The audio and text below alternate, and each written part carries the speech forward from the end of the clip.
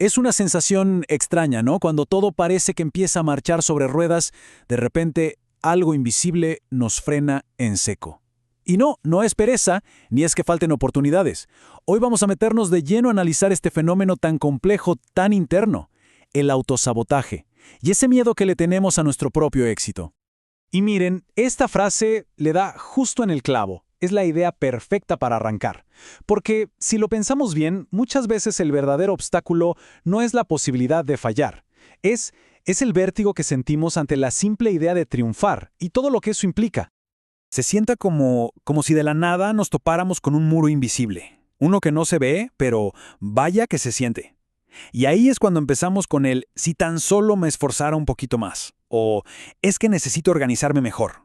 Pero la verdad es que esto no suele ser un tema de disciplina. Es una batalla mucho más profunda, una que se pelea en silencio, por dentro.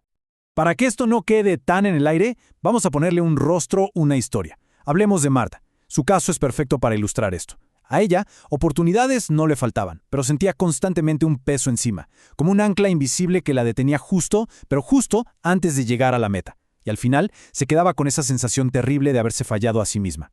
Muy bien. Ahora sí, vamos a ponerle nombre y apellido a estas fuerzas internas. Vamos a desenmascarar a esos enemigos internos, a esos saboteadores psicológicos que operan desde las sombras de la mente. El primero, y quizá el más poderoso de todos, son las creencias limitantes. Ojo, que no hablamos de pensamientos que uno elige tener, para nada. Son más bien como ecos del pasado, ¿saben? Como tatuajes emocionales que se nos quedaron grabados en la infancia y que, sin que nos demos cuenta, dictan lo que creemos que merecemos hoy. ¿Y cómo suenan estas frases invisibles? Pues a veces suenan así. No eres suficiente. O un clásico, no te lo mereces. O incluso algo más retorcido como, si te va demasiado bien, te vas a quedar solo. Son mandatos internos que nos susurran al oído y nos impiden avanzar, ya sea por miedo a no estar a la altura o, peor aún, por miedo a que brillar demasiado nos aísle de los demás. Luego tenemos a la baja autoestima. Esto funciona como un filtro que lo distorsiona todo para mal. Aunque los demás reconozcan un logro y lo aplaudan, la persona con este filtro siempre le encuentra un pero. Como le pasaba a Marta, que cuando la felicitaban por dentro pensaba, fue pura suerte, o seguro que cualquiera lo habría hecho mejor. Y aquí viene uno de los saboteadores más astutos, el perfeccionismo. Se suele pensar que es una virtud, ¿no? Pero en realidad es una armadura. Es un disfraz que esconde un miedo terrible a ser juzgados, a que los demás nos vean como realmente somos, imperfectos. Esta frase de la historia de Marta lo ilustra a la perfección. Si no era perfecto, prefería no intentarlo. ¿Se dan cuenta del poder de eso? El perfeccionismo la llevó a abandonar proyectos, sus propios sueños, justo cuando estaban a punto de florecer. Es la parálisis por análisis en su máxima expresión. Pero bueno, que nadie piense que esto es un problema de ahora. Para nada. Esta lucha contra nuestro propio potencial es una constante en la historia de la humanidad. La filosofía, la espiritualidad llevan siglos explorando este tema. Y fíjense, tenemos dos visiones filosóficas que son fascinantes. Por un lado, Nietzsche decía que le tenemos miedo a nuestra propia grandeza, a nuestra fuerza, a la idea de ser más grandes de lo que imaginamos. Y por otro, Kierkegaard hablaba del vértigo de ser libres, de la responsabilidad enorme que implica elegir qué hacer con nuestro éxito. Incluso la perspectiva bíblica lo toca en la parábola de los talentos.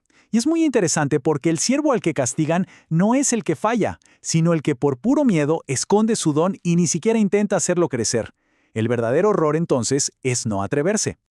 Ahora, este miedo no siempre nace y crece solito dentro de nosotros, ¿eh?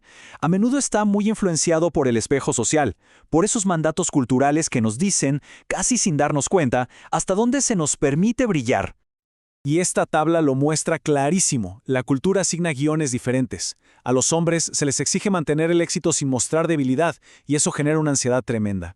A las mujeres, por otro lado, a menudo se les enseña a poner su éxito en segundo plano, y si brillan mucho, se arriesgan a ser juzgadas como egoístas o negligentes, lo que las lleva a reprimirse. Para poder sobrevivir a toda esta presión, tanto interna como externa, desarrollamos mecanismos de defensa. Son como escudos invisibles, que nos mantienen en una zona segura, pero que al mismo tiempo nos impiden crecer. Identificar estos escudos es el primer paso. Primero está la racionalización. El clásico, en el fondo ni lo quería tanto. Luego la evasión. Procrastinar, llenarnos de tareas sin importancia para no enfrentar lo que de verdad cuenta. Y por último, la proyección. Señalar que son los demás los que no se atreven, para no ver nuestro propio miedo. Entonces, después de todo este análisis, ¿qué se hace? ¿Nos resignamos? ¡Para nada! La clave está en darle la vuelta por completo al significado de este miedo. Y esta idea es potentísima. El miedo no es una debilidad, es una oportunidad. Reconocer que tenemos miedo al éxito no es una señal de que algo anda mal. Al contrario, es el primer paso, una señal que nos indica que estamos al borde de algo importante, de un crecimiento.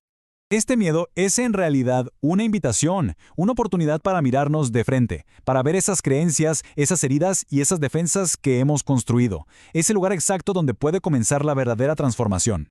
Y para terminar, quiero dejar esta pregunta en el aire, una reflexión para llevarse. ¿Qué dones se están escondiendo bajo tierra por miedo a lo que pueda pasar si se les permite multiplicarse? Una idea poderosa sobre nuestro potencial oculto y ese vértigo que nos da la idea de, por fin, dejarlo salir.